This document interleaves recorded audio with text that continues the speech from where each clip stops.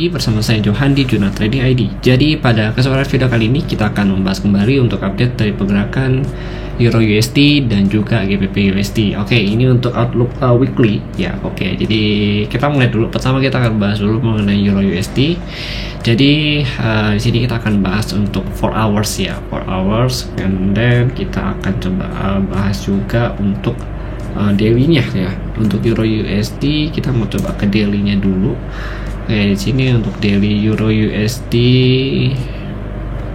sebentar.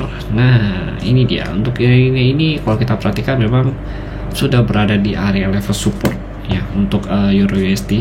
Kalau kita lihat di sini ini ada support level ya, sini kemudian ini juga ada support levelnya ya kan. Jadi dia lebih tepatnya lagi akan retest kembali ke area support level itu di level di tanggal 6 Desember 2022. Jadi support tahun kemarin gitu. Nah, tapi kalau kita perhatikan memang dari segi pergerakannya ini agak bahaya karena dia sudah break jadi beberapa support majornya dia, terutama support major yang ada di sini ya di 528. Kemudian ada lagi area supportnya itu di berapa? 687 ya, 687. Nah, ini area supportnya dia gitu. Itu yang kita perhatikan untuk hari ini. Untuk minggu ini gitu ya. Nah, ini kan kalau kita perhatikan dia juga berhasil pullback ya dari area supportnya dia. Ini kan support zone dia ya kan. Dia pullback dari 4617. Dan kalau dari daily sendiri sih memang udah mulai retrace ya, atau dia udah mulai reject lah bahasa di sini, udah mulai melakukan kenaikan kembali. Cuma kita masih ketahan nih di level ini kurang lebih di area 6.000-an gitu. 6.000 ini masih jadi tahannya dia gitu untuk saat ini. Itu kalau untuk Euro USD dari daily-nya. Tapi kalau dari weekly pun ya sebenarnya untuk menarik juga dibahas untuk si weekly ini ya. Udah merah, akhirnya dia hijau di sini ya kan. Nah, hijau ini itu akan kemungkinan besar kalau kita lihat ini kan hammer ya. Hammer ini bisa melakukan kenaikan lanjutan nih kalau kita perhatikan.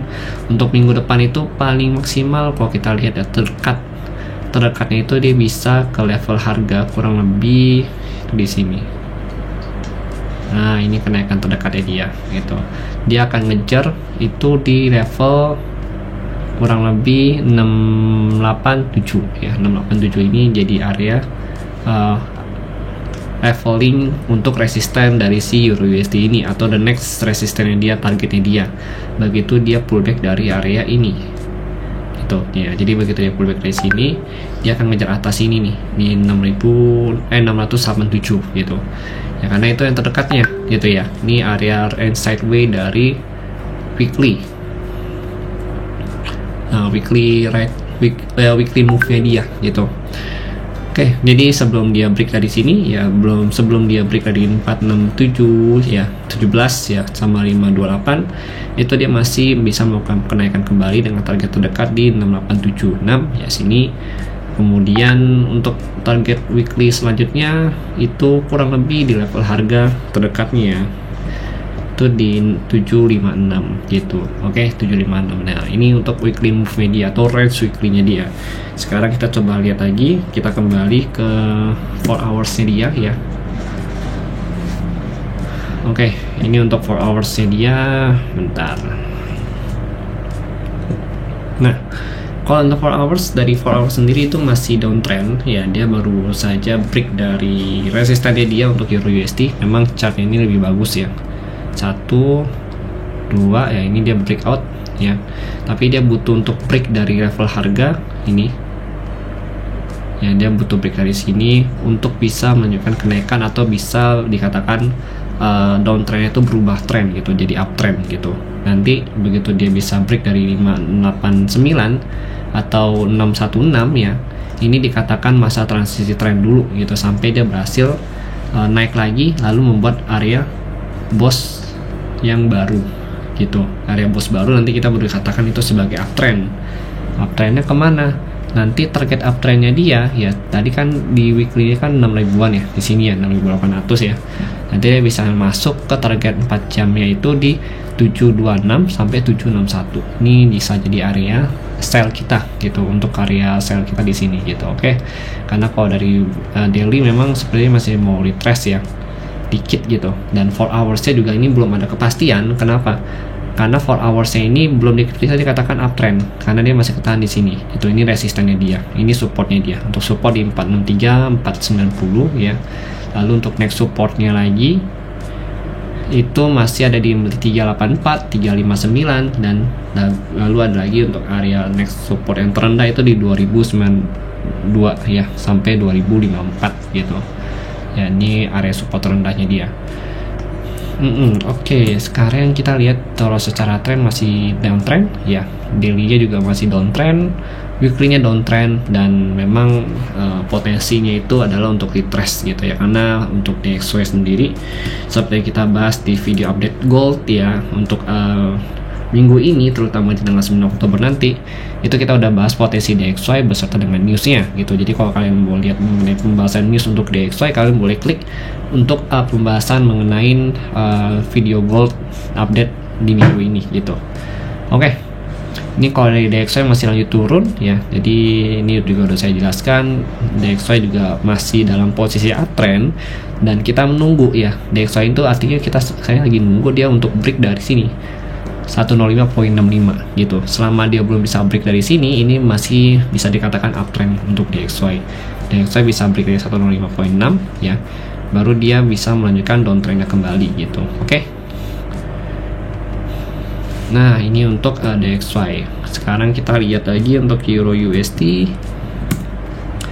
Kita mau lihat Euro USD pakai pivot level. Ya, dia itu trading above pivot level ya. Jadi pivot level itu di bagian sini.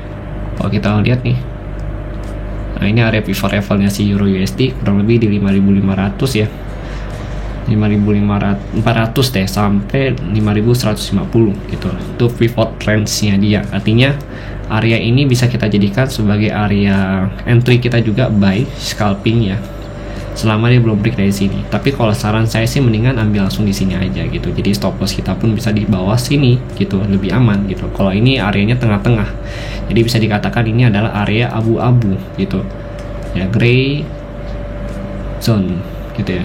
Sorry tulisannya jelek ya, pokoknya gitulah, ini abu-abu ya, area abu-abu gitu. Jadi kalau mau ambil mendingan di sini karena ini jadi potensi ya, jadi area sideway-nya dia nantinya gitu. Takutnya begitu. Kalau kalian beli sini kan nggak lucu ya, maksudnya masih bisa ke bawah lagi, mending kita nego di bawah lagi gitu. Namanya juga kan kita pedagang, maunya sebisa mungkin kalau jual itu dapat harga yang paling rendah gitu.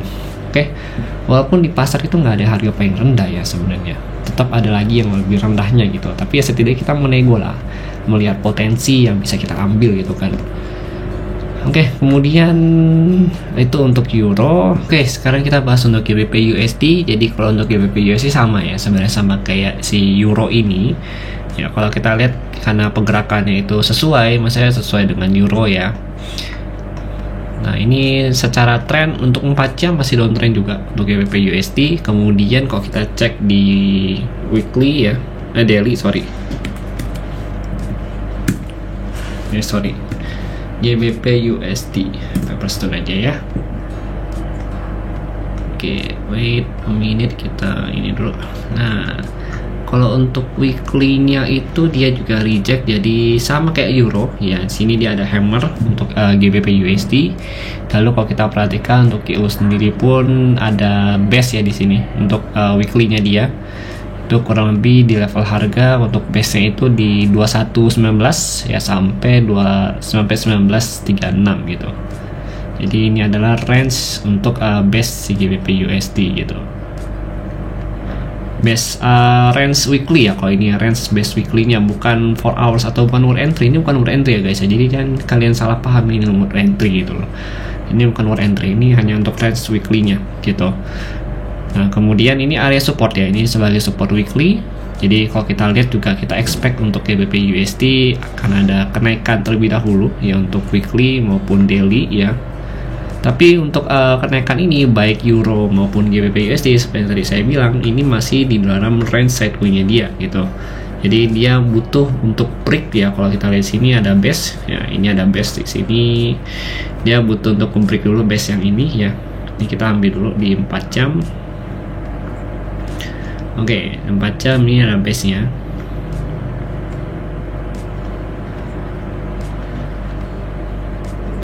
di bawah 276 sampai 2340. Nah ini biasanya dia yang harus di break sama GBP USD ya. Tapi kalau saya lihat sih memang lebih prefer cenderung dia nge-break height yang sebelumnya dulu sih.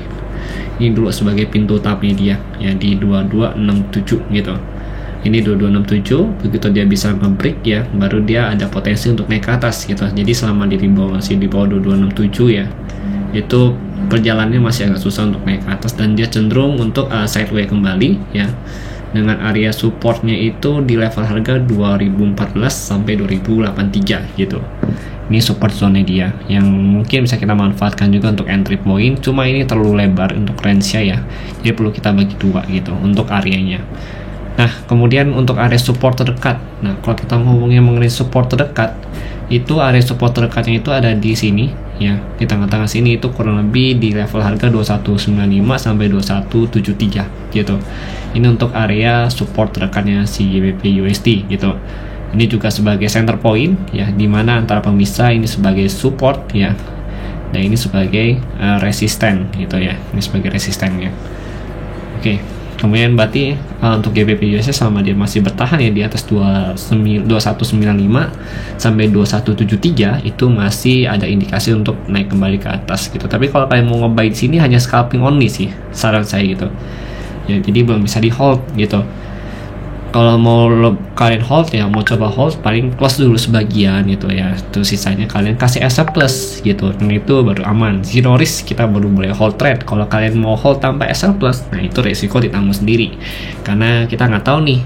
Ya mungkin sometimes market itu sesuai dengan prediksi kita seneng gitu ya. Sesuai dengan arah yang kita tentukan, kita entry ya, terus sesuai dengan target kita ya kan, kita seneng. Lalu kita percaya diri nih, nggak mau pakai stop loss atau nggak mau pakai SL plus gitu. Wah itu bahaya, karena terkadang kalau kita terlalu percaya diri itu bisa blow our account di forex trading ini gitu. Jadi tetap hati-hati ya. Kadang memang kita merasa kalau habis kena SL plus itu bisa dikatakan rugi ya, karena begitu harga nyentuh harga naik lagi gitu. Nah itu kita merasa rugi. Tapi SL plus begitu harga langsung kena ya, SL plus kita misalnya kita buy, kena SF plus buy kita, langsung harga turun lagi lebih rendah dari yang kita buy, itu kita akan bilang untung kita pakai SF plus gitu. Jadi tergantung dari mindset kita ya. Trading itu tergantung dari mindset. Jadi memang harus punya seni di dalam trading itu sendiri. Nah mungkin nanti saya bisa lah buatkan video mengenai konsep ya, yang saya maksud dengan seni trading itu sendiri. Oke. Nah itu ya. Jadi secara daily itu masih downtrend untuk GBP USD ya kan. Daily ini minimal dia break di area inilah gitu ya. Area ini itu di range, kalau daily-nya ya itu di 2295 ya, minimal dia break di 2295, baru dia bisa dikatakan uptrend atau lebih gampang untuk naik ke atas. Karena kalau kita perhatikan ya, selama di atas si 2295 ini ya, harga itu lebih cenderung untuk retest ke atas. Sedangkan kalau harga berada di bawah 225 ini atau di zona ini ya, harga itu lebih cenderung untuk turun retest ke bawah sini lagi gitu. Oke. Yaitu bawah ini tuh kurang lebih di level harga 1924 gitu ya.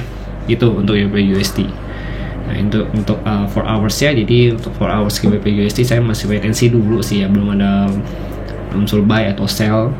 Nah kalau mau buy saya akan looking for buy di 2014, 2083 ya kan, atau di zona kedua 1931, 1904, atau di zona ketiga di 1841, 1819 gitu. Karena dia masih downtrend juga, jadi kalau dia masih belum bisa break dari 2276 atau 2340 ya, kita masih coba cari entry point untuk sell dulu gitu ya. Jadi gitu. Kemudian untuk entry point sell yang kedua itu ada di 2515 sampai 2550 gitu. Ya ini untuk entry sell kedua. Nah nanti untuk zona-zona ini itu belum confirm gitu, jadi kalian masih harus cari konfirmasinya sendiri ya. Gunakan konfirmasi yang kalian bisa, yang mungkin yang biasa kalian pakai aja gitu. Kalau untuk saya pribadi, saya akan share di channel premium nantinya untuk konfirmasinya. Oke, jadi sekian dari saya, terima kasih dan sampai jumpa pada video berikutnya.